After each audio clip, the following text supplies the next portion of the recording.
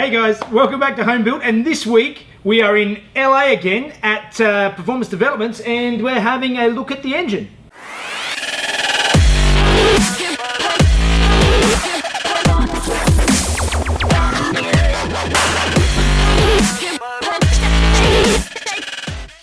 Hey guys, as you know, I've been away for the last couple of weeks. I've been over here in the US having a bit of holiday with Mrs. Jeff, and I'm back here at Performance Developments before I head home, and we're going to have a look at some of the progress because people have been asking about updates. So let's take you through a few of the things that have been done so far.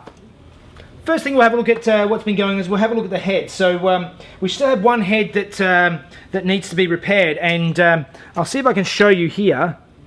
Down inside here, there's actually a crack in the edge. So we put the valve guide in there, and it's actually cracked along the edge. So Neil's going to get in there and see if he can actually weld up the hole and then refinish it in there. This has still got the original seats in, and as you can see, I'll just zoom in there. I don't know if you can see that in here. There's only about 2 steps in the taper of that seat into here, and I'll show you what I mean. So this head has the new brass seats which have been placed in, but they still haven't been machined yet, so they still need to be machined. But you can see the twin plugs are both in, and the plugs are all drilled out. The plug mounts are all ready to go. As Neil's mentioned, there's lots of things that he likes to do on these that often don't get done. So these seats, he's actually gone through and machined these seats, and it's got about 6 or 7 steps in it as it tapers in. He's had them on the flow bench, and they're actually standard. I think they're about 205 CFM, and these are 240 odd CFM. So just the amount of extra flow that's available just by spending a bit of extra time in tapering these is getting a whole bunch more flow through these heads. He's also gone through and matched the inlet and exhaust to the exhaust manifold and also to the inlet manifold, so that's all been done as well. Okay, so while we've got the heads here, another thing we've been discussing is what we're going to do about the ignition. Now, one of the big issues is that if you compare this head to a more modern head, it is a very large spherical dome compared to a modern head, which is much shallower, so there's much less volume, and it's generally got a central spark plug, which is half the reason why these require twin plugging. And one of the big issues is if I switch over to running individual coil packs, from Neil's experience trying it many times, is that these modern coil packs, even though they can run this engine, we're talking a 250 horsepower engine compared to a 600 horsepower Evo. You think, well, Evo coils that does 600 horsepower, they can do it, but the actual power that is required to ignite the fuel in a very shallow space is a lot less. It can ignite it much easier, whereas this has got to ignite across such a vast area that extra power is really what we need. So that's why we're still sticking with the running twin distributors and probably twin CDIs to actually get enough power into the spark to actually ignite everything and get as much power as you can. And Neil has seen it many times where the addition of a good CDI to a standard car, or to even particularly a hot rodded car, can make the biggest difference of all, because they're actually not getting full ignition across the cylinder. So that's where we're standing at the moment, and we're still working exactly on what we're doing, but we've got a bit of a path on the ignition, but it's still not worked out yet. Neither is the computer. We're still working out what we're going to do, but it is going to be EFI. It's just tweaking and working out where we're going. Another thing Neil wanted to mention about the cylinder head, and something that we're going to do something he's going to do to my cylinder heads.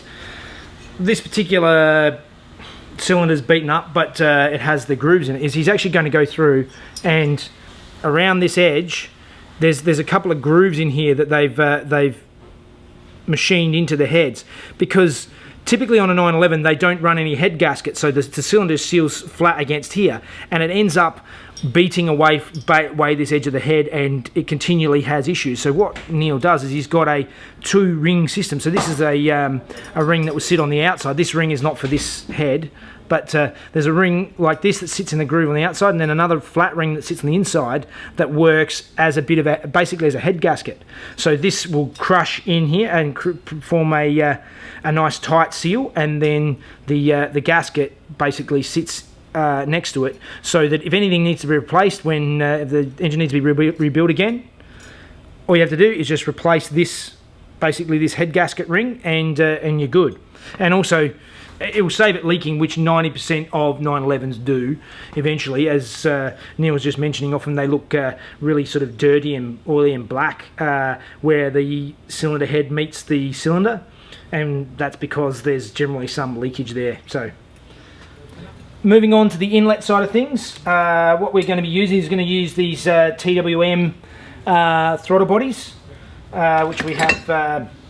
They're the fuel rails here for the throttle bodies. So that'll be the EFI setup, and we already have ordered these the PMO manifolds that will adapt onto that. So that's all going to go on here, and we've got all the gaskets and linkages and all the rest of it that are going to go on with that. We still need to get the they don't actually have the butterflies. We're still going to put the butterflies into them and work out the trumpets and filters we're going to use.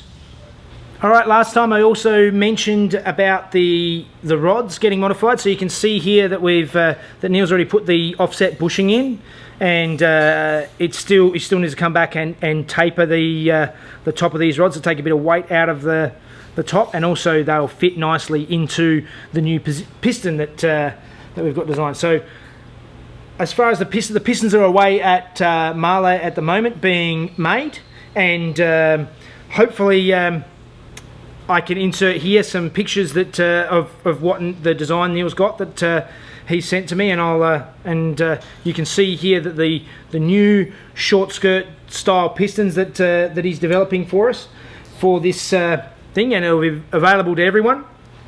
And I'll also mention that the cylinders are currently away getting honed and re-sleeved at the 92mm, so we'll be going up to the 2.8 litre capacity. Something else to note that Neil got sent. Neil got sent another engine. This is from someone in Perth, apparently in Australia. It's a twin plug 73 race engine. Some stage it was upgraded to titanium valve spring retainers. These things make sense if you have a race engine, but on an everyday engine, if you actually have a look at these, you can see that they are. You can actually see the wear of the spring all the way around the edge of this. You can see the wear of the spring all the way around the edge of this retainer, and that's something that a lot of people I don't think factor in, as they spend all this money on these expensive race parts, but they're designed for race engines that can get pulled apart regularly and replaced. But if you want an engine to last, a lot of these things are not necessary and actually worse. So that's something for everyone to keep in mind. Okay, the next thing I'm going to show you here is this is my original oil pump, and it's actually still in great condition, so I'll be selling this off soon. If anybody's interested, hit me up.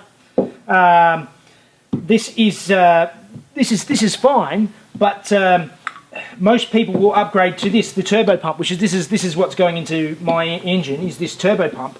But another thing that Neil has actually been developing is inside this pump you have these type of gears. This is the standard type of gears. The issue with these gears is that they basically beat the oil up quite a bit and add air to the oil, and oil with air in it doesn't cool as efficiently, and that's one of the issues that you often have. So what Neil's done, and he already has these with his bigger GT3 race engines in his oil pumps, is he has these Jota gears.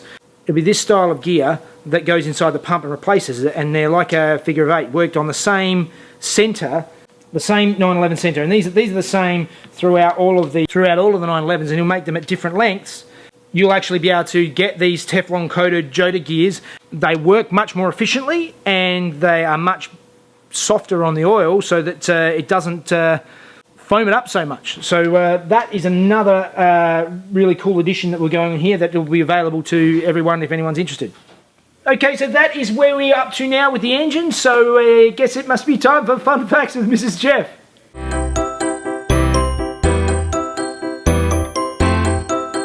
Hi guys, what do myself, Neil Harvey of Performance Development, Brendan Hartley and Earl Bamber, who have just won the 2017 Le Mans 24-hour race for Porsche, and Sir Keith Park, the man who was responsible for winning the Battle of Britain, all have in common? Well, we are all from New Zealand. Alright guys, that's it for this week. Hopefully in the next week or so I'll be back in the garage, back home in Australia, getting back to work on the car again. On the house. No? Bit of both, baby. Alright guys, so as always, if you're liking the videos, please like and subscribe to my channel, Home Built by Jeff. And you can follow me on Facebook and Instagram at the same place. And also remember to support the channel by going to our shop and getting some of our t-shirts and stuff. See you guys. Don't talk. I'm starting. Okay. You didn't tell me that. I don't absorb this information through osmosis. 2017 Le Mans. Who won this year's Le Mans? Yes. I feel nervous now. Brendan Hartley. That's a lot to say. Yeah. It is. Thank you, Neil. I think we got it, Neil. I think we got it.